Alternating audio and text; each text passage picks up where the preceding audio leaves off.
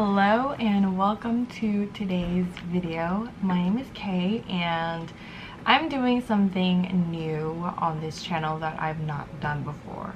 Well, actually I'm taking something that I usually post, but I'm doing it a little bit differently. As you can tell from the title, today I'm not going to be just reading one book. I'm going to be reading 5 books. For the books that I picked, I don't have plans to make a single reading vlog dedicated to these books. Maybe 1 or 2, which is why I'm going to put it in this video, because technically it's going to be a reading vlog. It's just that I won't be going in depth with the books that I picked in this video. This reading vlog is going to consist of spoilers, and I will try not to spoil too much, but you know me, I can't really not spoil when I'm really in the zone. I already have 5 books in mind. My goal is to read at least 1 book a day.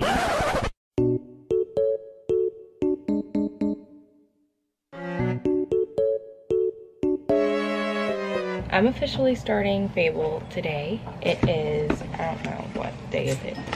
It is January 10th. It looks like Fable is going to need Wes's help to find her father. What I'm getting from Fable now in the first 2 chapters is that she's a very independent girl. I'm liking the start. It is a little slow. It's just a whole bunch of terms that I need to get used to because we are talking about pirates. Initially, I thought Wes had a crush on Fable, given that he's only traded with Fable for the last 2 years. But now that she's on board his ship, his attitude, I guess it's understandable because he doesn't owe her anything. It feels like we are up for a lot of build-up, and in the beginning, it's a lot of unfriendly, friendly tension. Because Fable does say, he was right that he didn't owe me anything. But when I'd run down that dock screaming his name, he saved my life, and somehow I'd known he would. There is something that I am going to look out for, and it's the fact that her mom came from the unnamed sea, and she came from a place called Bastion. Something that I am curious about is what type of life her mom led in Bastion. Really though, the big question is, why did the dad leave? Aside from saying Fable was not fit for this life, I'm sure there is a bigger reason. I just want to give her a hug after everything she went through, and it just doesn't stop. Is someone showing concern for their girl? I am desperate to find out what are the secrets. Why can't people know that she is Saint's daughter? Is it to protect her or to protect himself? Like, I don't know how the second one is going to work, but what is going on? This is good because I'm slowly getting into the book. I'm gonna make a prediction right now. I'm on page 122. Either her dad is a guild master or the mom is the daughter of a guild master. And since she came from Bastion and that is the gem guild, then maybe that means that the mom was the daughter of the guild master, or she was a guild master, and that makes Fable. Oh my gosh, imagine that Fable is the daughter of 2 guild masters. That's a prediction of mine.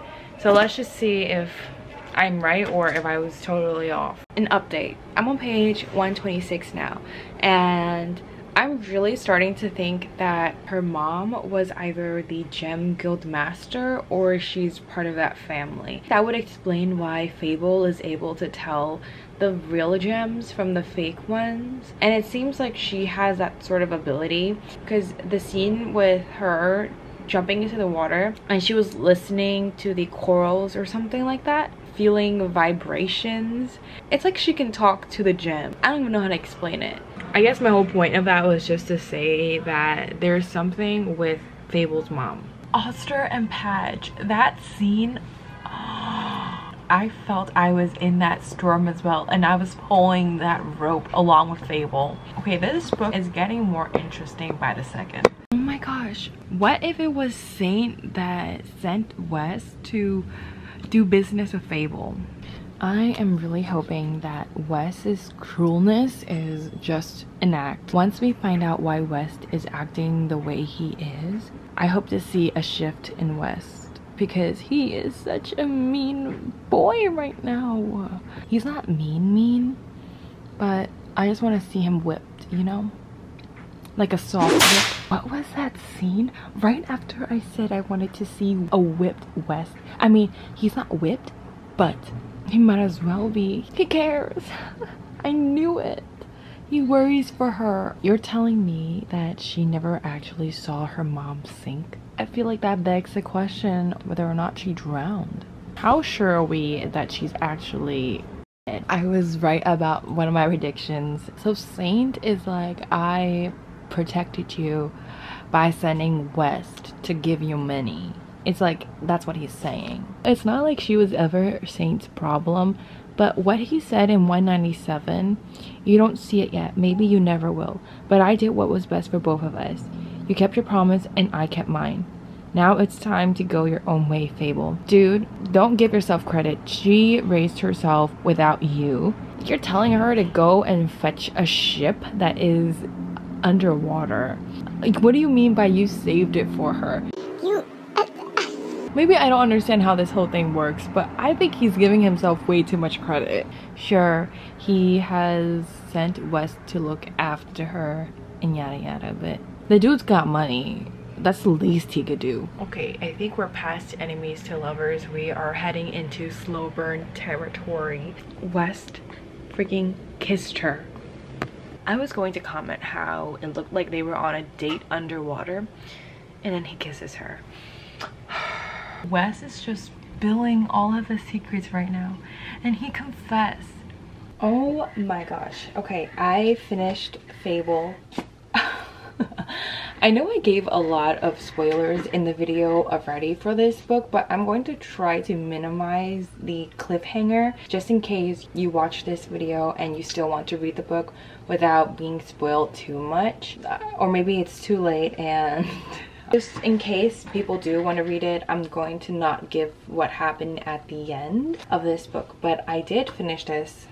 I enjoyed this a lot. I did not think I was going to like it as much as I did, only because when I first started the book, it actually took me a few days to really get into it, and there were a lot of sailing terms that I have never heard of, so it took a while for me to get into this universe, this pirate universe. Once I can picture the way the story is headed, I got invested. I loved Fable's character, I love Wes, I love the crew.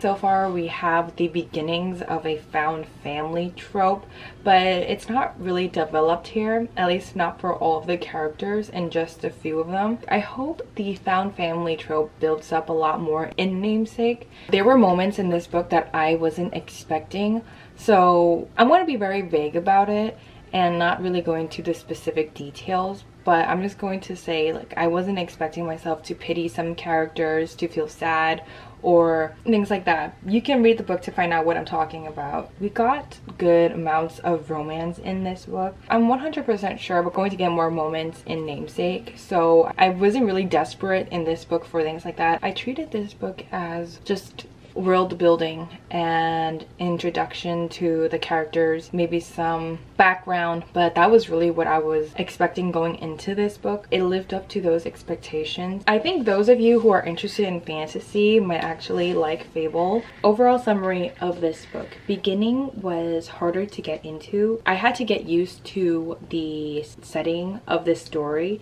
but once I got to the middle, everything became a lot easier to imagine and things were starting to pick up. By the time it got to the end, I was 100% invested. The pacing of this book was actually not bad, so I was really enjoying reading this one. That leads me to picking up Namesake, which is the sequel to this book, because the way this book ended off, I'm 100% going to read this one next in the video.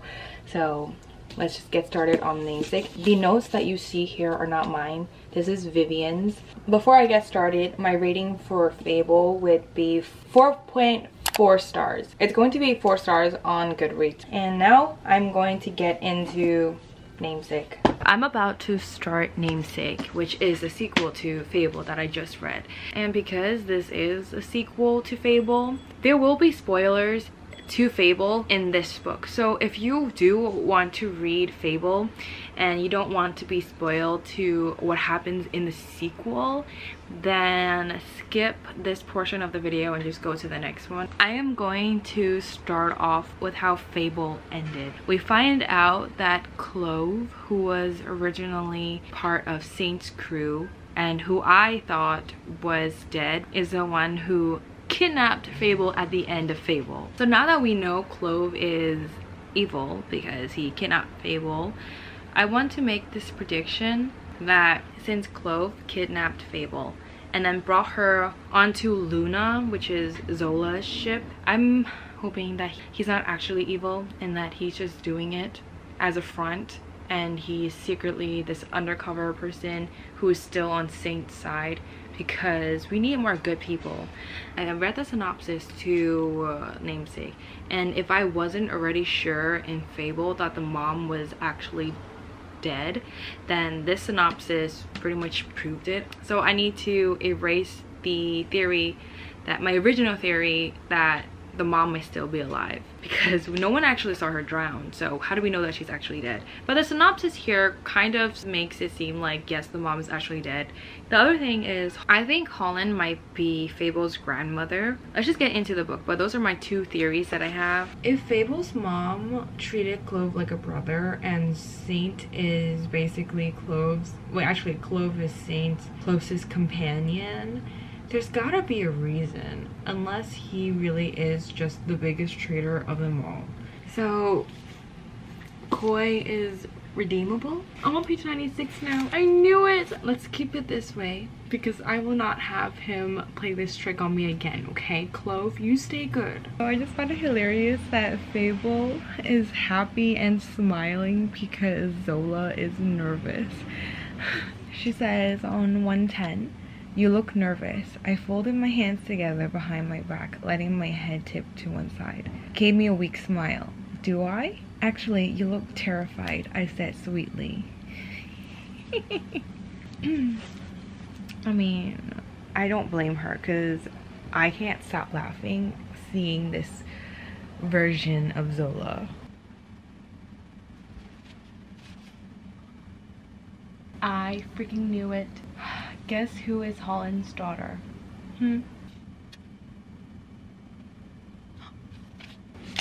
West is here! For some reason, I thought it was really fast that we get to see West again, but I'm looking at the page number and we are already at 114. So it's about time. I bet that Holland is about to go, and that basically means that there is no actual gem sage left in Bastion, and because Fable inherited that trait from her mom, they probably need her to come and take over Bastion. Is that right? I think that is exactly what's happening, because how old is this lady anyways? Are we going to like grandma, or are we not going to like her? Is she our enemy now that Zola is gone? The happiness of the reunion was short-lived. Everyone's back to being mad at each other now. Padge and Willa. Oh, can't. Okay, it's really late now. It's 11:44. This is how much I have left, and this is how much I finished. Is there a new love interest? Are we going to have a new couple? Is Koi and Willa going to be a thing? Adrienne Young, after reading 2 books from her, when she writes about storms, it's scary. It actually feels like I'm struggling to breathe underwater. Like, she put the fear in me. The closer I'm getting to the end, the more it's becoming clear to me that I need to cut off my delusions that the mom is still alive. I just don't think she's going to just pop up in this part of the book. The flow of this has been good so far, and if the mom appears alive in the last 20 pages, it's going to be really weird. It's not going to fit right in with the book. So the mom is probably dead for real. I'm on page 310 now. I don't know what's happening. I was so looking forward to rating this book 5 stars, but the direction it's headed right now, it feels like a lot is happening at the final pages or the final chapters of the book, and I'm just I don't want to say disappointed, but maybe I'm just used to happy news. We just keep getting disappointed in the end, and it's doing something to me. How cool would it be if Saint and the mom showed up at the meeting? I would gasp, but the likelihood of that happening is close to zero. But that entrance would have been shocking. I'm on page 327 right now. Was that yes, I'm happy with what happened, the outcome, but still I don't it didn't hit. I'm on chapter 40 now. I'm gonna finish this book before I go on a ramble. Top of page 340 is really cute. That's all I gotta say. I just finished the book. I don't know, truly this book wasn't bad. It had action. We got to see Fable using her brains at some moments. We got to see West whipped as hell. I think what the book fell short of was the moments between the crew. We just didn't get a lot of the bonding time that I wanted to read about. Then there was the thing with Isabel. What I wanted to happen was very far-fetched, and I shouldn't be disappointed that it didn't happen, because I mean, people can't come back from the dead, and not everyone has plot armor. That was disappointing, but also understandable. I just want Saint to have his, you know, romance, to have his wife back, but you can't wish for everything and have it come true. It was really cute though in the end between Saint and Fable. They needed that moment to make up for all of the times that they were separated. I don't think I'm going to rate this book 5 stars as much as I want this book to be 5 stars. I just finished the book and I started the book last night, but I can't even tell you what really stood out aside from the things that happened in the end. In all honesty, this book wasn't bad. I think I was expecting or wanting too much to happen in this book, but not the way that it happened, because of how great Fable was. There is one thing I do want to point out in Namesake that I cannot believe I'm going to say this. The scenes between West and Fable, it was so good in this one, but it felt really forced in Namesake. He's very attached to her. I do like that in romance books, but for someone who started off this way in this book, the fact that he would be willing to do the things that he did in this one for Fable, it just did not scream like the West that I knew. I mean, I still love Fable and West, but the way that West was behaving in this book, it wasn't my favorite. So my rating for Namesake, after all the things that I've said, is probably 4.3, 4.2. I'll have it as 4 stars on Goodreads. Overall, do I recommend this series? I would recommend this to fantasy lovers. Oh my god, I just noticed the gemstones on the spine. Now to pick out the next book. So these are my choices. Last one, I'm going to choose between these 3.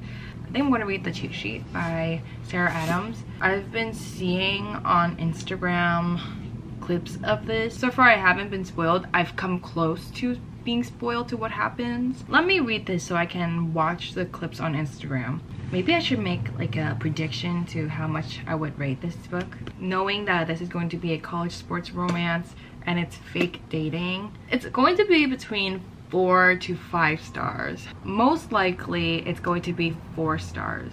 4.5. No, that's kind of high. I'm gonna do 4.25, 4.3 stars for this. Let's see if I'm going to be impressed.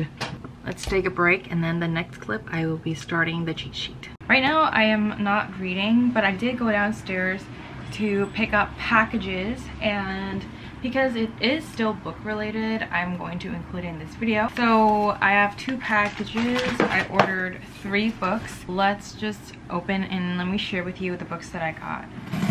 Why am I doing a book haul in this video? It's because I don't know when I will actually buy more books. Now, I could say this and then my next book haul video is going to be a month from now, but you know, just do a little preview for you in this video. Maybe I'll include this book in the next book haul just in case. I don't know. I also bought something that I'm really excited to share with you when it arrives, so I'm going to look forward to that, and you guys can also look forward to what I got yesterday actually. I was on Instagram and I came across this book, The Do-Over by Lynn Painter. She also wrote Better Than the Movies, which I haven't read yet. So this is the first one that I got. Then I also got in this package 2 books. I got 7 Days in June by Tia Williams. This is a book about 2 writers and a second chance at love. I might read this in the summer and hopefully read this in June. I also got One True Loves by Taylor Jenkins Reid. I'm thinking of doing a video where I read books that I think are sad that I own, and I'll read in one video and see how many times I cry in that video. No, I'm just kidding. So this is my mini book haul for these 3 books. And then I promise the next time you see me, I will be reading The Cheat Sheet by Sarah Adams. Hi guys, ignore the situation behind me. I've been mentally preparing for this book, first of all, for the entire day yesterday and today, mainly because I haven't been reading college sports romance in a while. And when I say a while, I mean a few days. And I have been missing the college sports romance trope. So I'm going to jump back into it with this one. Recently, I don't know if my phone is listening to me and hearing my thoughts, but I keep seeing Instagram videos of this book. And it's like, do they hear me? How did they know that I was thinking about reading this book? It's in some way Instagram and the universe telling me to read this book before I am accidentally spoiled to what happens. That is my reason of why I'm being of this book, aside from the fact that I am missing this trope very much. Actually, I have been lied to. This is not a college sports romance, but just a sports romance in general. I'm reading Hot NFL Legend, so that means we are past the college. We are straight into the big games. Based on the synopsis that I read so far, I am going to guess something I feel is very likely, and it's that Nathan probably had a crush on Bree this entire time. But I also don't want that to be a thing here. I want it to be so that Bree has a crush on Nathan. Nathan has never looked at Bree in that way, but once they start fake dating, he is going to fall harder. I want to get a girls falls first, but boy falls harder. Can I get this here? I want to see that. I'm going to start the book today and hopefully finish this tomorrow so I can start the 4th book in the video. Is this really I swear to God, it was so quiet until I turned the camera back on. Is this how we're gonna start the book? Of course, the man has needs. This could be possible spoilers, so alert your eyes if you do not want to be spoiled to this book. How dare she? Bree was here first. What's her name? I just read her name, but I forgot. Oh, Kelsey. Yeah, Kelsey, know your place. I love this girl. She is no weak, meek bitch. Good for her. She knows her place in his life, and she's not about to let some girl tell her otherwise. I'm on page 12, and I know this is too early to say, but I am really loving the pacing of this book so far, and I also love Bree's character and how Bree is not going to let some girlfriend of Nathan's get in their way, because hello, this is a secure best friend here. Bree's character is so refreshing and so nice to read. I mean, I know it's really early on and I really do have high hopes for this. My expectations for this book has been met and I hope it stays that way. I mentioned that Bree is very understanding in this scenario though, because she does say on page 13, yes, I'm only on page 13, so I only read 1 page before I turned the camera back on. Bree says, "This feels like a private conversation I shouldn't be here for." Actually, I kind of agree with her. It's weird that Nathan and I are such good friends. I've tried to take myself out of the equation many times before so he could spend more time with his girlfriend, but he never allows it. If I were his girlfriend though, I would be very territorial. Even Bree gets where the girlfriends are coming from, so how can you not like Bree?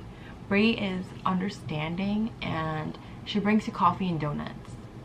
I think I can make an entire video with just each page because so far I am loving it. I'm really loving this book. I want to comment on every single moment that happens. I could see it, but it's not. So I'm gonna I'm gonna try to calm myself down, and I guess I'm gonna have to cut a lot of clips out. I'm on page 14. I got to the point where it says, "Gosh, I hate this for him. I really do. It kills him to deliver breakup lines because he's a giant, rock-solid teddy bear." So we have a likable female character as well as a likable, cuddly male lead. This has potential to be such a good book, and I would be so devastated if it only goes downhill from here. I will try to contain myself and not talk about every page of this book. I really will try. I'm failing so badly already at this game.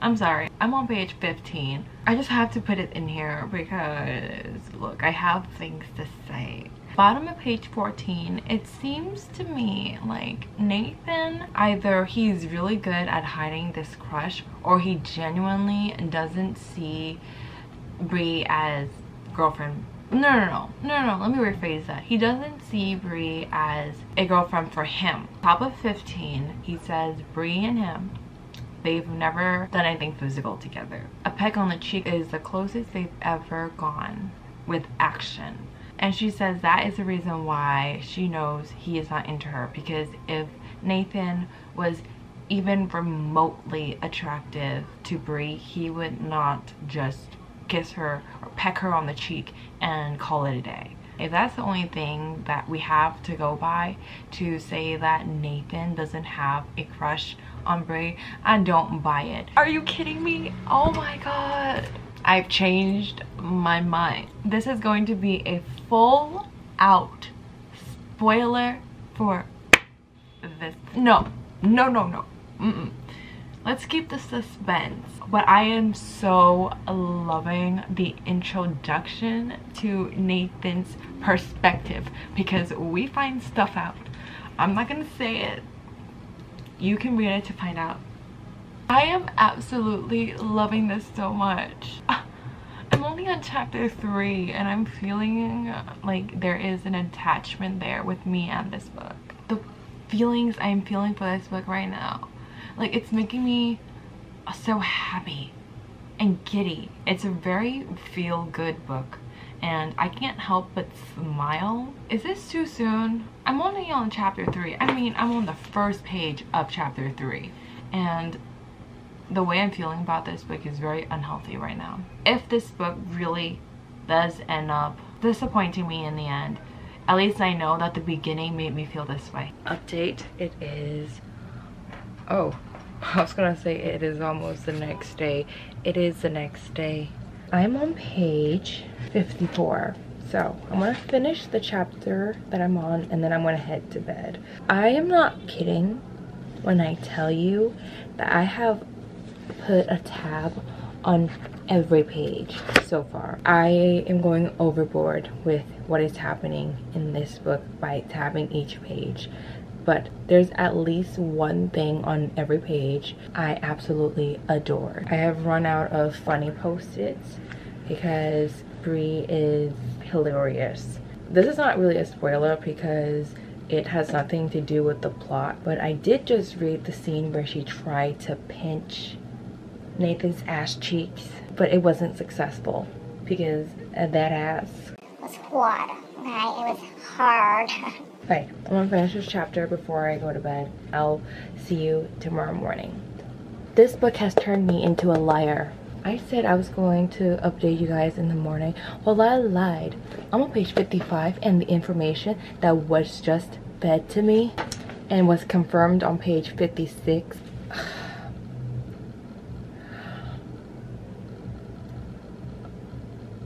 Read the book is what I'm going to say. I'm gonna fall asleep tonight happy. I love this cheesiness. It's such a good mixture of romance between friendship, but you know it's not really friendship. Okay, now for real, I will see you tomorrow morning. Hello guys, the package is here. This is the one that I wanted to show you that I got for reading. And this is tiny, but this is what I got. I got a lamp, a book light lamp. I wanted to get this because sometimes I like to sit in that corner and read, but it's very dim there. So I wanted to get a lamp for my books in order to be able to read what I'm reading. Did not think it was gonna be this tiny though. Ooh. You essentially clip it onto the book. Right now I'm gonna charge the lamp and I'm gonna test it out later, see how it works. I'm on page 114. We are past the point where they agree to fake date. I don't know why on camera it looks very orange. I guarantee it does not look like this in person. Imagine it was a lot darker, okay? It's usually dimmer than this. So this is without the lamp, and now I'm gonna try to put on the lamp. This is the book lamp. I'm gonna clamp it on. I'm just gonna leave a few pages like this loose, so I don't have to keep unclipping this every time I flip the page. Oh my god, this is like future stuff. Yeah, so this is with the lamp. And I turn it off. I'm just so glad that Nathan has Bree with him at that moment. This is what the author's note in the beginning was hinting at. So we are witnessing Nathan's panic attack, and this isn't the first time that we are reading about it, but it is the first time that he is with Bree when he is having the panic attack.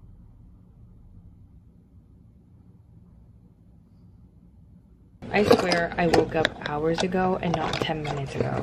I finished reading the cheat sheet last night.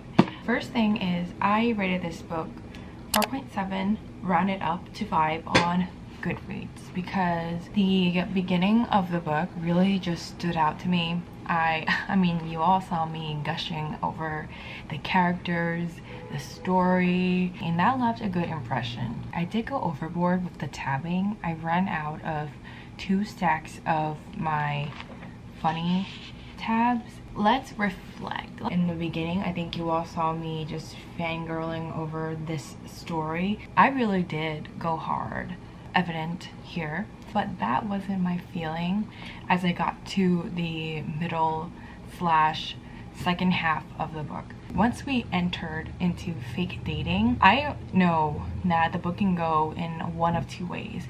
Either they really commit to it, to the fake dating, and are very open to being touchy-feely, or 2, they're going to deny any feelings they have and just play games, you know? Once I reached that point, I don't know why, but all of a sudden I was really scared to see where this book was going to go, because I had so much fun in the beginning that I was worried the second half would disappoint me really badly. So for a good few pages, my mood shifted from really excited and really into the book to, oh my god, why am I dreading this? Then we got to the final third of the book and I remember why I love this book in the first place. To those of you who have never read this book and you are thinking about whether or not you want to read it, I say go for it. I had a good time. If you want me to warn you about what happens or what to expect, then the one thing I will tell you is that just keep in mind this is fiction. It will keep reminding you of that in the book because there was a lot of things that happened that will never happen in real life, or it wouldn't happen the way it did. So just keep that in mind. Certain things might be very over the top. You just have to come into this expecting a happy, light, charming, fun book, and that's what you're gonna get. Excerpt, which is why this is a 4.7 rounded up on Goodreads. Overall, really cute book, and I do recommend it if you are interested in sports romance, fake dating, friends to lovers, which I love that so much in this book. I'm going to go and pick the 4th book. I'm thinking, because I just read a romance and happy book, I'm going to read This Time Next Year by Sophie Cousens. Oh, I need to find out how to pronounce her last name. I have a feeling that this is going to be something that is going to get me emotional. So yeah, it's going to be a 180 shift from the cheat sheet. I'm going to make a prediction about This Time Next Year and feel like this book is maybe one that's going to be angsty and not emotional, because I don't think I'm going to cry in this book. The synopsis to this book is that Minnie and Quinn were born on the same day. It started from then that Minnie has always felt very unlucky compared to Quinn. Let's see how that is going to turn into what it says on the bottom here, a moving, joyful love story. I'm on page 8 of this book. I should have expected this based on the synopsis, but I didn't. I'm getting this feeling that Minnie's character is going to be she's going to be pessimistic, which honestly can't blame her. I feel like I'm like that too. But if she's going to be like this throughout the whole book, I don't know how I feel. But I am getting a dose of this version of Minnie that right now I am not the biggest fan of. I'm so hypocritical. Tara stole the name. Okay, I knew this was going to happen in the synopsis and we've already met Quinn, but still, gosh, it hurt. I don't know why, but I feel very cheated right now. This is why you keep baby names to yourself. You don't spill it, or else some people will just take it. I just realized on page 27 when Quinn said, "Oh, so your name is Minnie Cooper." Okay, now I get what she means and why she's so salty. Her name is not Quinn. But like, no one told the mom to name her Minnie. I mean, it wasn't like Quinn and Minnie were the two options. I'm on page 121. There are some parts that I really like and I find funny, but then there are also parts of the book where it takes me a little longer to read. It just feels like so much is going on, dialogue wise and thinking wise. Page 126. Look, he needed to say those things. Minnie needed to hear it. I agree with everything he said. Minnie, you're trying to run a business here and you're failing, Minnie, so take the advice. Reading Quinn's backstory and basically his past and about his mom, this is why you don't make assumptions. I wonder if at the end they're going to realize at how many points in their lives they've passed by each other. It's starting off very great, their trip to the zoo. Look, I know Minnie did not exactly put herself out there, but she kind of did. And Quinn, what? He's sending all these signals and then he drops a bomb saying that he's kind of seeing someone. Excuse you? I was getting the same signals. She was not misreading anything. I don't know. This book is setting me at times when I'm reading this book, oh my god, even the angles are off when I'm filming my reaction to this book. But for some reason, there are certain times when I'm reading this that I'm just trying to hurry up to read it because it just feels very long, and I think it has to do with the POV. And then there are times where I'm just really, I don't even know what to say. I don't know what this book is doing to me, but it's not all positive. I thought we were going in a good direction, but nah, because Quinn had to go and say that he was seeing someone else. You don't do that, Quinn. No. I know you're not actually with Minnie, but can I trust Quinn? Excuse him. That was such a weird scene, page 241. I don't even know what I'm supposed to think. But that fruit superhero scene was so strange.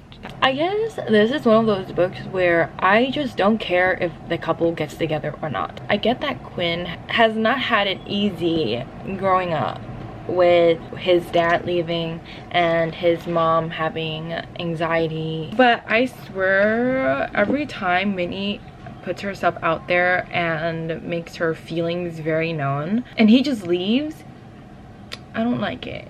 I have a feeling that this book is going to end in a happy ending, so there is a high chance that Quinn and Minnie are going to get together. But as of right now, on page 265, this is right after they shared a kiss and then Minnie's parents came in, interrupted their moment, and he left. After reading that, I want her to find someone else. This is something that I've never experienced reading, or it's very rare that I feel this way about a book. I know he did say early on that he doesn't know how to do those things and he's not ready for that sort of commitment. I don't know what I'm expecting Quinn to do, but this is just not it. Reading what I've been reading for the past few chapters. If Quinn wants that spot in her life, then he has got to step up. A text is all he sent after he left. I've never been so done. I'm so done. Even though it's very brief, she did mention that she went on a date with someone else. So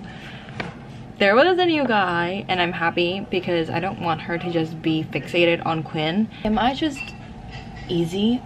Why am I just accepting Quinn's apology so fast? I guess I am easy because I have forgiven Quinn. Page 303. It only took a paragraph. That's all it took for me. I am so proud of Minnie. She's not like me. Minnie is surprising me with every page, and I like that a lot. I'm sorry, but things have changed for me since I last saw you. Oof. That? I'm sure she's going to give in eventually, but still, I love that she didn't jump right back. That was the end.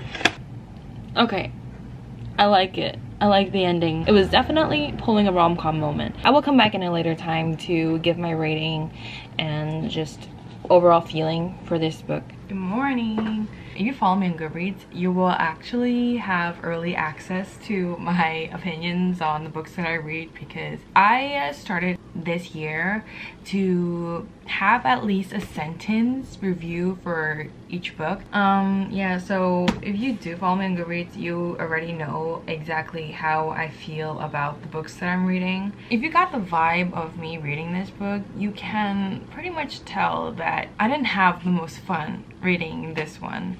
Honestly, how I would summarize this book is that in the beginning, I wasn't a big fan of the characters. Some parts of the book I did not really like. By the time I got to 60% of the book, my interest in the book went down, and it had a lot to do with the romance of this book that I just wasn't a big fan of. At 60%, I just told myself, this is going to be 3 stars because I'm not feeling it. The characters are annoying me. I just don't think I want the couple to be together, and that already is a turn off when I know that this is a romance and I don't feel the romance coming in. It just felt like heartbreak after heartbreak, even though it's not that deep.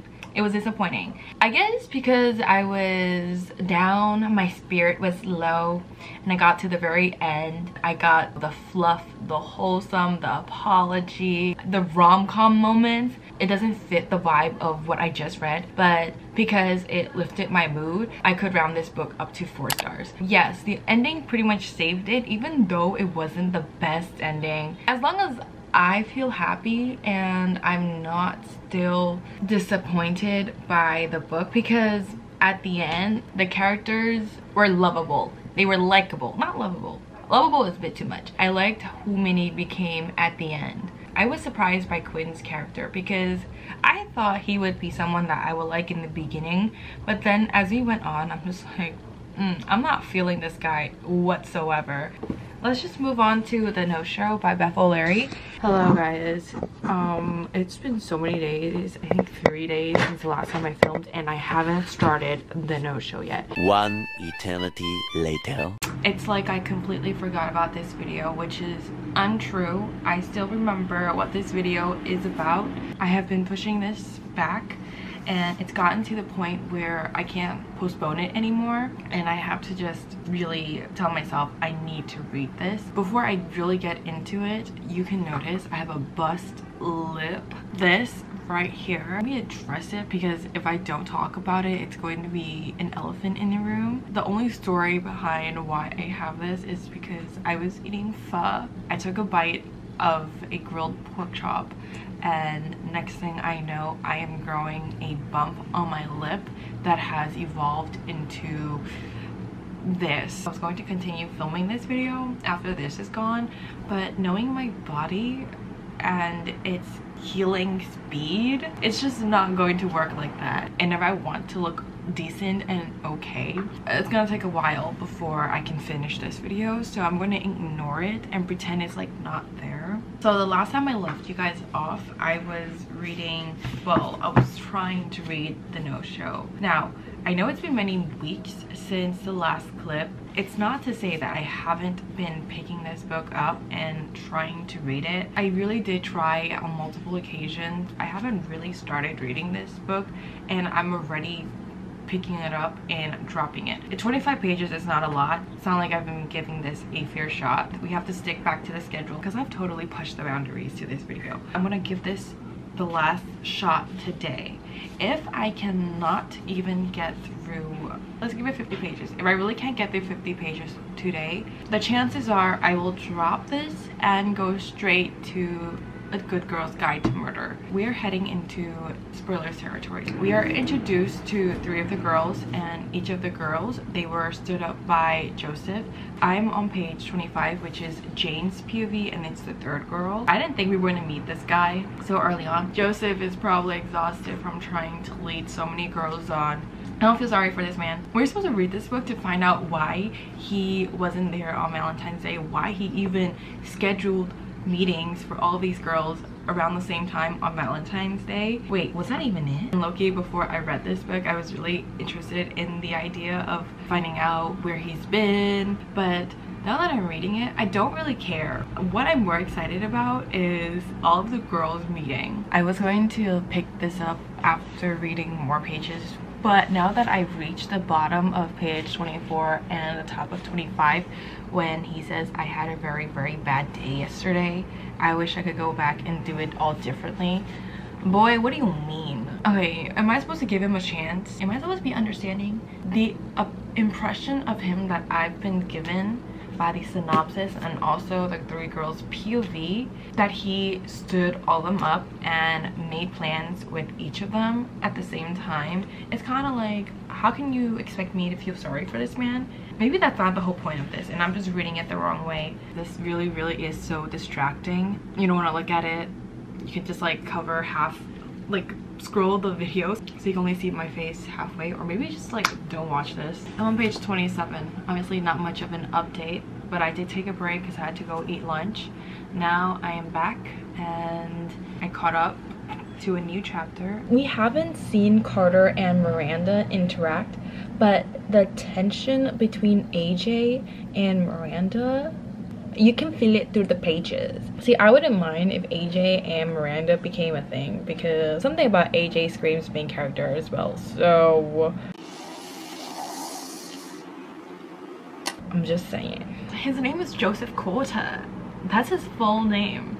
What's his motive? What's his MO? The first theory for me is that they are triplets, but I don't think that's likely. Second thing is it could be like a psychological thing where he has multiple personalities, and the one similar trait in all of them is he is a confident, well-put narcissist. I don't know how accurate that is, but I don't see this book as being very psychological, so the second theory is unlikely. Third one is that he really is an asshole and there's no excuse.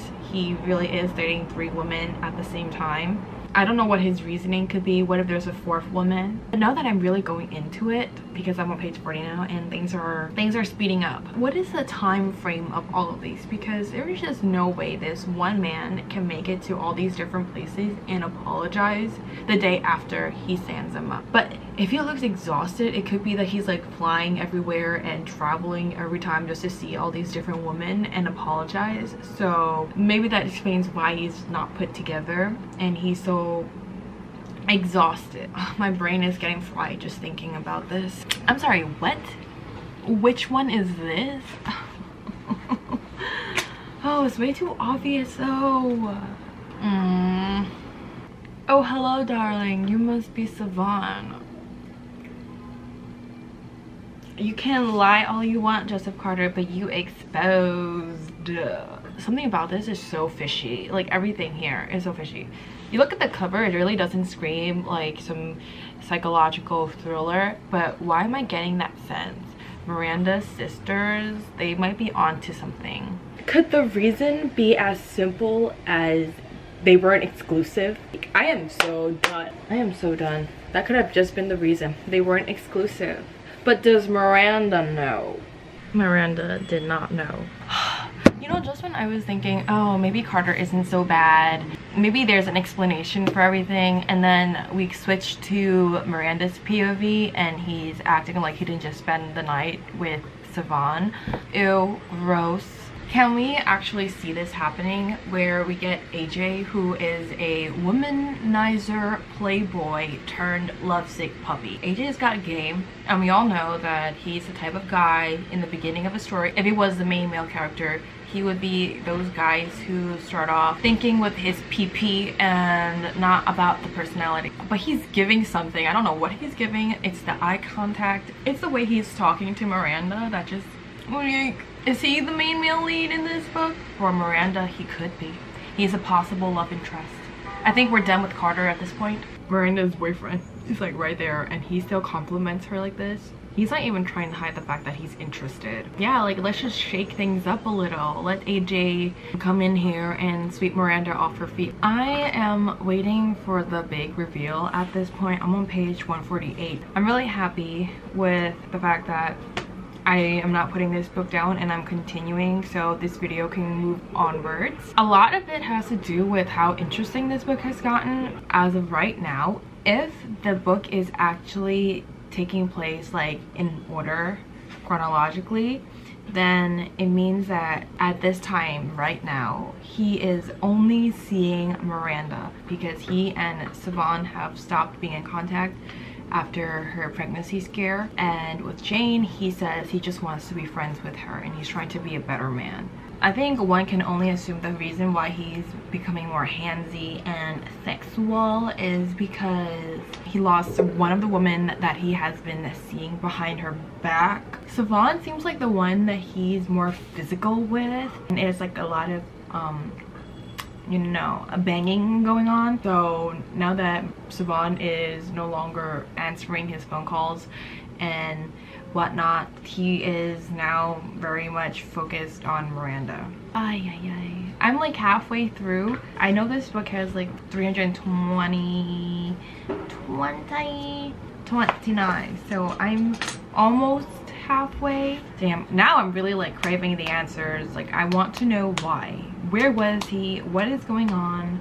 I really do think that this book is just as simple as cheating, but I'm trying to convince myself there is more to it than cheating, even though it might not be. I don't know what I want to believe. I'd rather believe that he wasn't a cheater and that this book was more than that. Ew. Oh my gosh, I look so orange. And I wasn't ewing at myself, I was actually ewing at what I was freaking reading. Joseph Carter, you are such trash. I'm so uncomfortable with the things that he is saying to Jane right now. We just read about you saying you're trying out this exclusive thing with this one person who we can assume is Miranda. So why are you telling Jane? But here I am, and all I want to do is open this door and take you in my arms and kiss you. Freaking trash. I just knew the storyline was going to be in it. That AJ, he hasn't been with anyone else. Miranda, the better option is sitting right in front of you in that car. I'm on page 235 and Miranda, it's like things are about to go down, so I'm going to just keep the camera rolling for this part. It's somehow become a reading vlog for the no-show because this book, they are at a party. Miranda's like, I know all about Savon. Carter is stunned silent. She's like, I know you've been cheating on me. I know you're cheating on me. And he's like, no, I have not been cheating on you. The way he said, God, I never cheated on you. I don't believe this man, but we will get his explanation hopefully in the next page. But we also got the year of when this book is happening, so it's 2018. All of this is 2018, so that means they're heading into 2019 because this is a New Year's Eve party. We're finally getting answers or just details that might be important. Yes, how do you explain a diary entry? Oh my god, this man is so strange. Okay, so he still has feelings for Savon. I still have feelings for Savon. I've tried to move on, but yes, I do. What? That was a long time ago, all of it. Savon and I, that was more than 2 years ago now. beast, boy. Then how does everything flow so smoothly from the party? Wait a minute. Everything flowed so nicely, but there are so many questions I have to ask. Like, I don't have all the questions on the top of my head, and I feel like all my questions will come to me maybe when I'm editing this video. But let me just understand this right now. On the top of my head, that means he stood up on each of the girls on different Valentine's Day if Savon is of the past. So why wasn't he there on Valentine's Day for Miranda if she's the present girl? Well, if 2018 or 2019 is the present time, then where was he on Valentine's Day in 2018? Now we know that every time we got Savon's POV, it was in 2016. I don't know what happened, but I'm just feeling so sad all of a sudden knowing that they're not together in 2018. Oh my god, did she die? Is that why Scott hinted that Carter will never be over her? It's because she's no longer here? Oh no. I don't think I said this in the video, but I was thinking to myself that every time I got to read between Savon and Carter, I felt that they had the most chemistry out of all three of the girls. Now I feel like I can say that with ease, knowing that he did not cheat on any of the girls with each other. I cannot believe this. We found out who Jane was. The plot twist, all the things that are connected. Oh my goodness. I am in complete shock. Where is Savon? I want Savon back. I am actually going to freaking cry. Oh, the fact that he's not with her right now means that she's probably not here anymore. I can't believe she's actually really dead. Oh my god, I want to cry. Now I feel so bad. All the things I said about Carter. Oh, I misjudged you, Carter. This is so sad, but I'm really happy that Miranda and Adrienne are going to get together. I did not think this was going to be a sad book. I'm not done yet. Oh my god, I didn't think this book was going to make me cry. Not me freaking tearing up again at the end. Oh, I'm done. Wow. I can't believe I'm done with this book. What I can't believe even more, it was that in the beginning I was like, I don't know if I'm gonna drop this book after 50 pages, and then I finished the book in less than how many hours? It's 5 hours ago. Oh my gosh, I started reading this book 5 hours ago. I'm at loss for words. Like, I'm very hesitant to read sad books because it's always this lingering feeling after you finish reading a book, because it's so hard to forget sad things.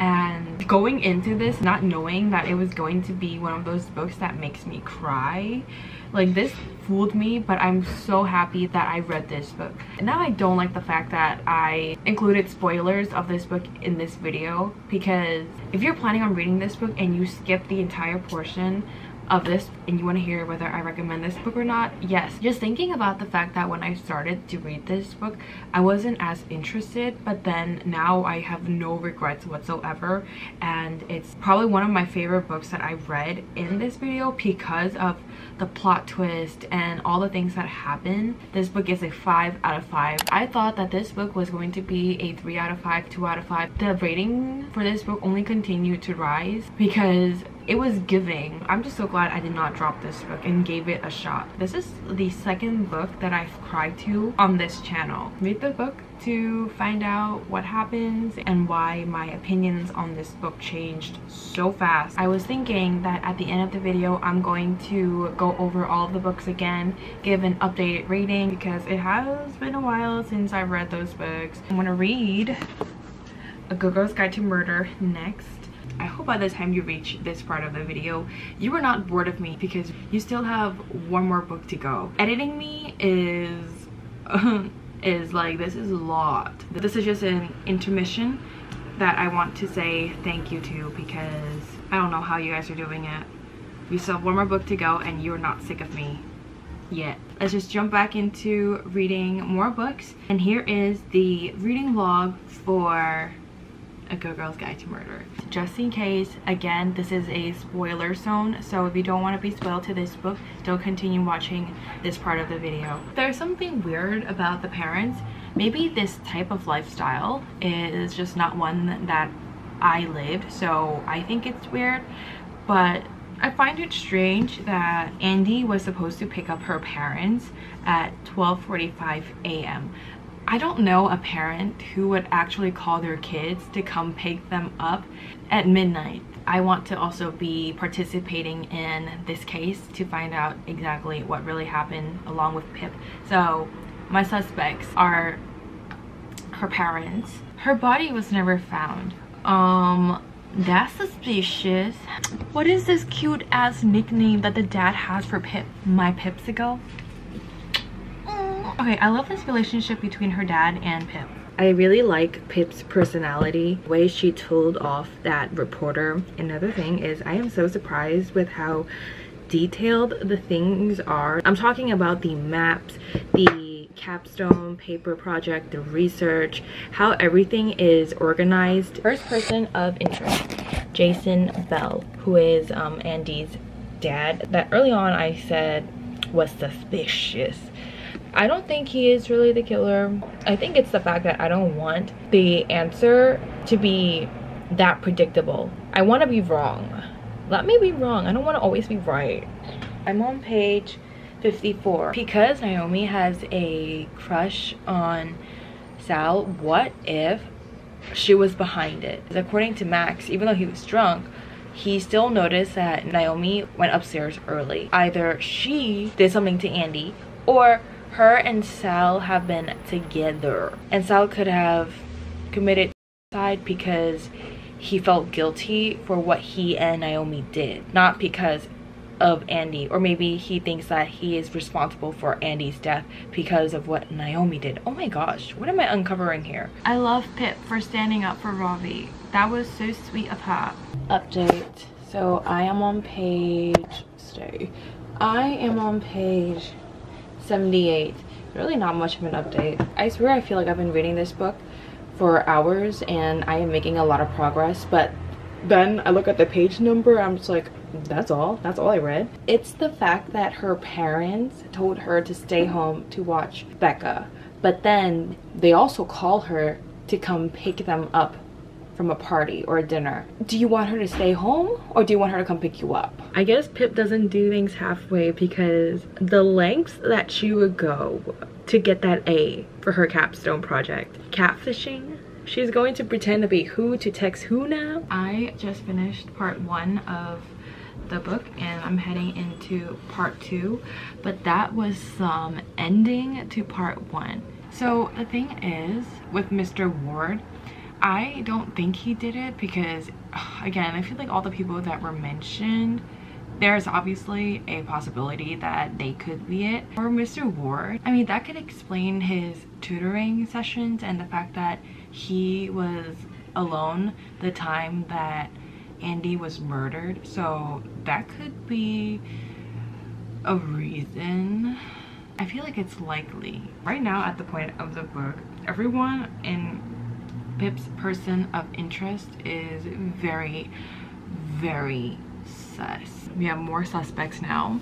I'm on page 150, chapter 16. Max, shake my head. You think that if you start a battle, an argument with Pip, that you're gonna win? Hell no. Pip's gonna give what she got. I'm at the part where Pip is doing her undercover investigation. Well, I don't know where she got this from, but she's brave is all I gotta say. I didn't think I was gonna love Pip's character, but she is a good balance of smart and funny, sarcastic, and also she's a bit dorky, she's a little awkward. Pip is adorable, even her name is adorable. Oh my god, the goosebumps I got when I was reading on page 234. Pippa asked, well, to herself, she asked, who's taking the picture? And in the picture, there were the 4 friends. Who was that 5th person? If it's not Sal, then who was it? I have this much of the book left.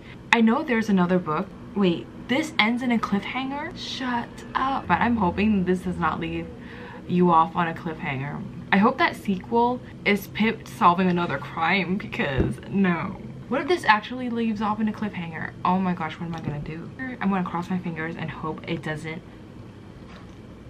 Let's not do this here. I I'm on part 3 now. That was insane. The things that were spilled in part 2. As of right now, I still don't know who it is. Oh, but Sal, like, his friends did him so dirty. Oh my gosh, someone was in Pippa's room. This is so scary. I'm on page 267. I have this much left. I don't think I'm gonna finish it today. I want to, but okay, we'll see, because I want to go to sleep soon. No, no, no, no. You don't touch a dog, okay? Barney better be safe or they will be sorry. You kidnapped the dog. That was already bad. But now you... Oh my gosh, Barney. Oh, no, no, no, no. What did I expect from her? You don't touch the dog. Oh my god. Actually, it could be possible that Naomi is the killer, because the killer told Pip to pretty much destroy the laptop. A laptop that contained a lot of evidence, but also Pip's research paper. So the killer thinks that Pip lost all of the material. Now Naomi calls Pip saying that she has a friend whose cousin is going to Colombia and could offer Pip some help if she needs it for her essay. And the fact that Naomi is offering this at this time, like the timing of everything, it's like, Naomi, can you be more suspicious? Okay, I take that all back. Oh my gosh, Mr. Ward, are you for real? I'm on page 319. Their printer printed out a message that Pippa received from unknown. I'm not shocked, but I'm also shocked, but I'm not shocked. The theory that Andy might still be alive is believable,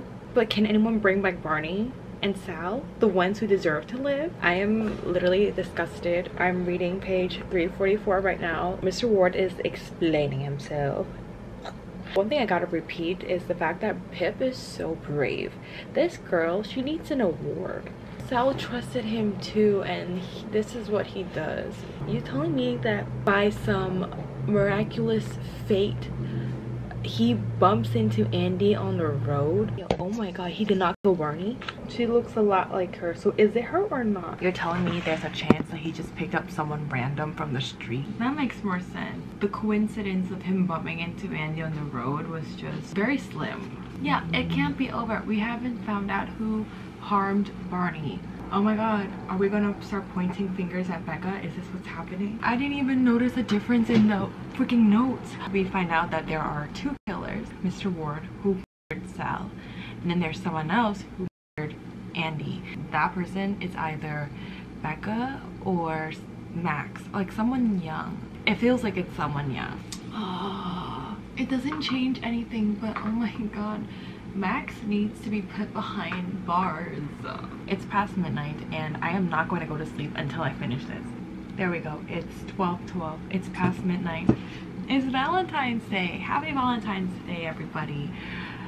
This is so not appropriate because I'm reading a murder book right now.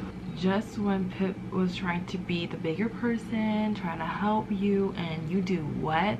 It's a relief when I saw "You're okay, Pickle." That's how it ends. Any questions? Miss, you answered it all. But I can't believe I finished this book. It's 12:26 right now. Anyways, that was my reaction to this book. I will see you guys in the next clip to really just talk about this. I'm ready to give my rating and overall summary for this book. I thoroughly enjoyed it. It kept me on my toes. I was constantly asking questions. I was pretty much along the ride with Pip to investigate this murder. I loved the details that Holly Jackson included in this book with the maps, the charts, just everything that was in this book, the capstone research. It really felt like Lifetime Pip is sharing her investigation and leads with us as readers. It really felt like a partnership was going on. This was a very good mystery. It had some scary moments, which weren't really scary, more like suspense. There was comedy. It was such a fantastic investigator. Even though she's in high school, she still got what it takes. This book also included some romance, which I forgot was a thing. It wasn't really romance, it just was soft, very much YA and simple, sweet moments. I think those moments added fluff to this book, which I enjoyed it. It did not feel out of place. So overall, my rating for this book is 4.5. Do I recommend this book? Yes, I do. If you're looking for something to introduce you to mystery, then I think this is a very good recommendation for that. Summarizing, 4.5 stars. Pip was amazing. Before I end the video, these are all of the books that I read. I'm going to go over each book with the original rating and see if I have updated the rating, because my feelings for these books have changed. First book I read in the video is Fable by Adrienne. My rating for this book is 4.4 stars on Goodreads. It's still the same. Namesake by Adrienne, which is a sequel to Fable, I have this as 4.3 stars on Goodreads.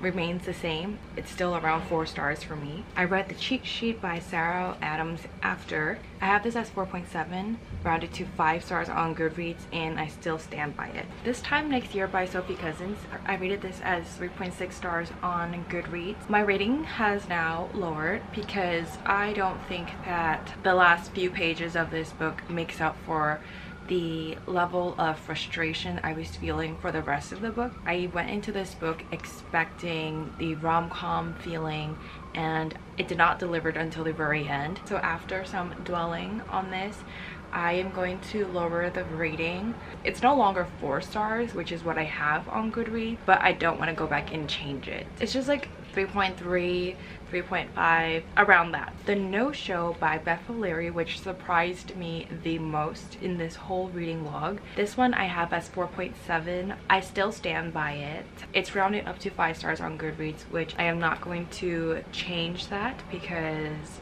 this book surprised me in the best way. This is also the only book in this video that I cried to, which is something that I did not expect. So 4.7, and rightfully so. The last book is A Good Girl's Guide to Murder by Holly Jackson. I don't have the rating up on Goodreads yet. By the time I upload this video, it will already be up. This one, I will leave it as 4.5 stars. I don't know what the reason is. I can't even explain it myself, but I don't see this as being 5 stars on Goodreads, so I'm gonna have it 4.5 right there in the middle. I'm gonna have it as 4 stars on Goodreads. For some reason, it doesn't feel like a 5 stars book for me, but it was really good. So that was it. That was all of the updated ratings for all of these books. Thank you for watching today's video. I hope you enjoyed this long reading log, and comment down below if you would like to see more like this. You guys are the best if you guys have made it to this part of the video, and I will see you in my next. Bye.